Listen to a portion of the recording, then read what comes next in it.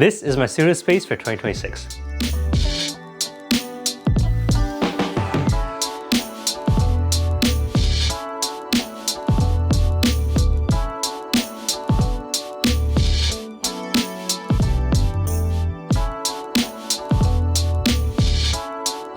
So I know a lot of people have been asking for a studio tour, and this is still a work in progress. We're changing some things up, but I want to show you what we're working with for 2026.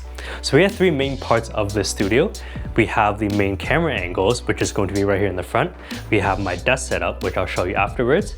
And then lastly, we have all of our storage and organization on the side here. So we're gonna start off with the main camera angle. So this is where I shoot everything.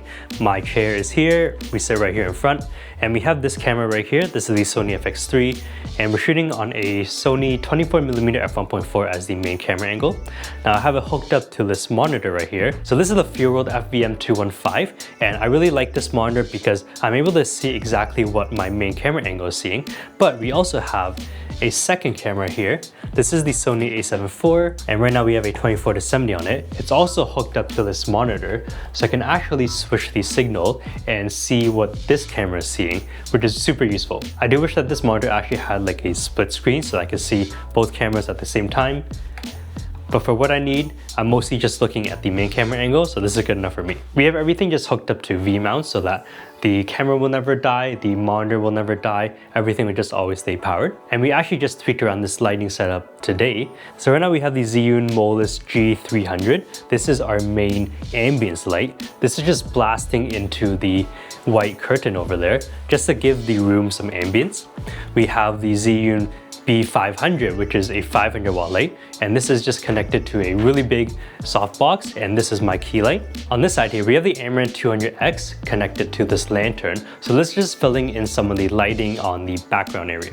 And basically what I want to do with this setup is kind of mimic daylight. So right now this room actually is pretty well lit, but it's actually pitch black outside, and I specifically wanted to do that because I want to make the room feel like I'm shooting during the day, even when I'm shooting at night. Nice. We have our main camera hooked up to the SmallRig Potato Jet Tribex tripod, so whenever I need to change any camera angles or just raise or lower the camera, I can quickly grab the tripod, move it up, or if I need to, I can bring it back down. Very quick adjustment. I really like using this for studio use. On the side here, we have a big light stand, and the monitor is just connected to the light stand using a VESA mount, and that just kind of stays there. As you can see, it's not very functional back here. On this side here and that light over there, we have the iFootage A400s. So these are actually like monopods, and you can see they have a flat base. So that allows me to put things on top. I don't really have to worry about kicking any leg stands. We have the same thing over here, which is especially useful because this is near a door. So I can just put this here and I don't have to worry about tripping over anything. A new addition to this setup is this pole right here. So this is actually a Vary pole, and this actually just uses friction to push out against the walls, and that's actually what's holding it up right now. Now this is pretty secure. I can pull it decently hard, and you can see that it shakes a little bit, but it stays where it needs to be. I'm not really putting any heavy things on it right now. Right now we have the Sennheiser MKE600, so this is my main mic, and this is just connected to my Zoom F3 over here. And this, I just like it overhead so that it's out of the shot. So that's really useful to be able to hang it from the Vary pole.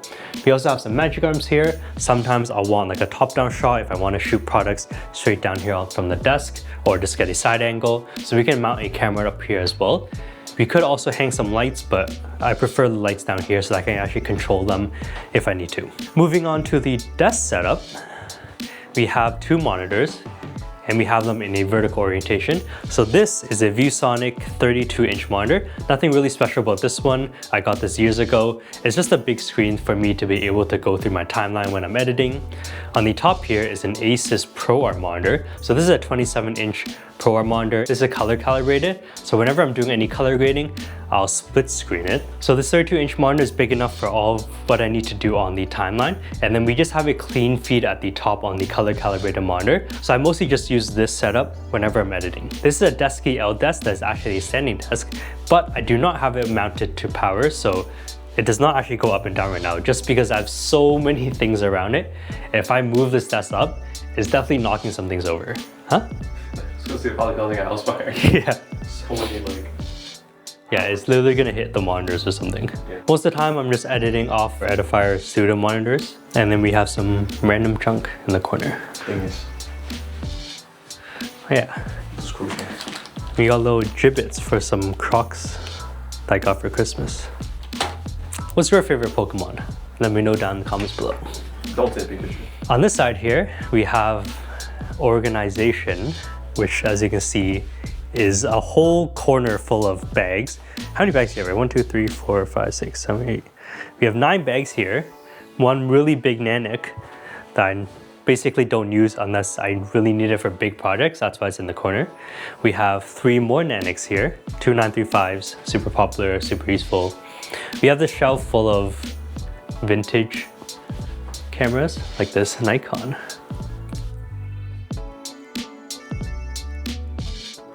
Nikon's cool. We have a donut. Right here in the middle, we have our Husky workbench. So our main compartment is where we store all my main gear. So you have mat box here, usually a monitor goes here, a bigger V-mount goes here, smaller V-mount goes here, mics, cameras, which are over there right now, so they're not in the Husky, and more lenses. We got some FPV drones, a NAN light, and then just more organization. All right, so I want to quickly break down this main angle because this is actually what most people are wondering about, and this is probably what most people want to see anyways. So you can see this is my Sony FX3, 24 1.4 in front, and this is just the main angle I'm getting. And I want to break down this lighting setup that I'm doing. So right now I have 4 different lights, and I'll actually turn off 2 of the main ones. So right now we have this key light right here, and this is just hitting my face. You can see that's filling in my face over here. You can see I have a gobo filling in the background, so it kind of makes it look like light is coming through a window. And like I mentioned, I'm trying to make this scene look a lot more natural, which is why I wanted that gobo there, to make it actually seem like light is coming in through a window in front, because I actually have windows in front.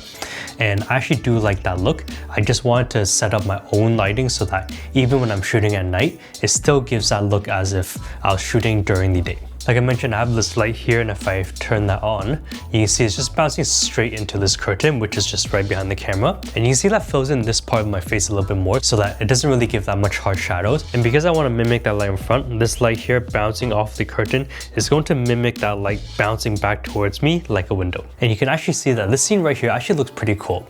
I would probably try to make this gobo a little bit bigger. Right now my gobo is a 40-degree spotlight. I'll show you that in a second, but it does make this kind of small and a little bit too pronounced when I don't have the background lit up. But I think it actually does give a pretty cool look if I want more of like a studio vibe and to make myself stand out a little bit more from the background. And then if I turn on my last light, you can see it just fills in the background here so that the background isn't as dark. It hides the gobo and the window effect a lot more. So then it actually kind of looks a little bit more realistic because it's not as pronounced and doesn't look as fake. Now for my gobo here, this is the one that I'm using. I didn't have this in the scene that I shot before, but this is the gobo I'm using.